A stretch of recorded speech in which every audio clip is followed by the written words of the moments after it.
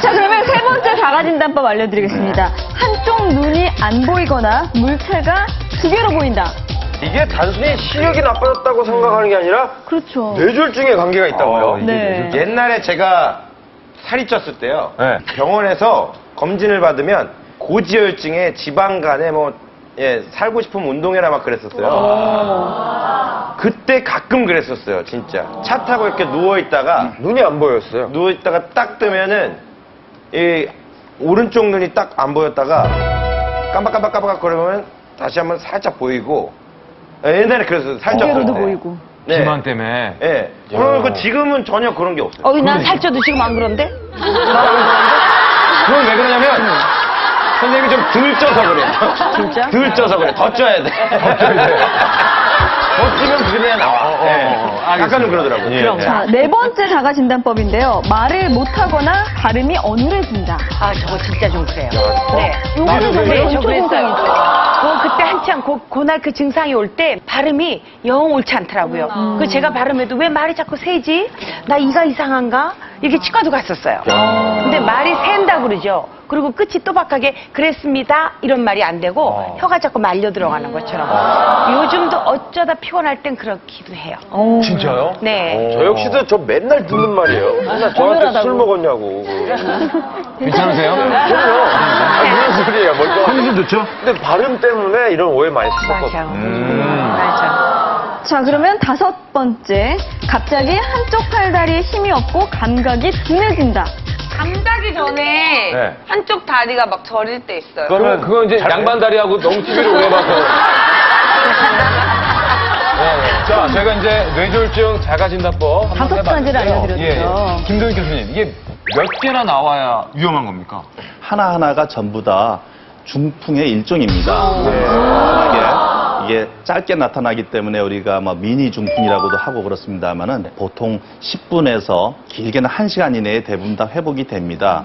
회복되면은 이게 괜찮네 그러면서 병원에 안 가버리거든요. 그렇죠. 실은 그냥 가슴 머리 아프니까. 예, 앞으로 정말로 의식소실이라든가 전신마비가 오는 큰 중풍이 오는 신호를 이미 보내준 건데 이때 병원에 가야 되는데 뇌혈관이 잠깐 막혔다가 회복이 되니까 이제 증상이 없어지는 거거든요. 그래서 이러한 전구 증상이 나타나면 꼭 전문의의 상담을. 상담을 꼭 받으셔야 됩니다. 그러니까 대부분은 이렇게 하고 좀 안 보이거나 할 때도 아예 나 보일 거야. 그래서 약간 어지러워도 아예 괜찮아. 내가 얼마나 건강한데. 그러니까. 이렇게 자만하지 말고. 아니, 근데 질문이 있는데요. 네네. 그러면은 전구 증상이 딱 나타나면은 전문의와 상의를 하면 1차적으로 어떤 치료를 해주시는 거죠? 이러한 뇌졸중의 전구 증상이 나타나는 가장 많은 원인이 그 경동맥이라고 해서 목에 있는 동맥의 찌꺼기가 자그마하게 뇌로 자꾸 올라가는 걸 얘기하거든요.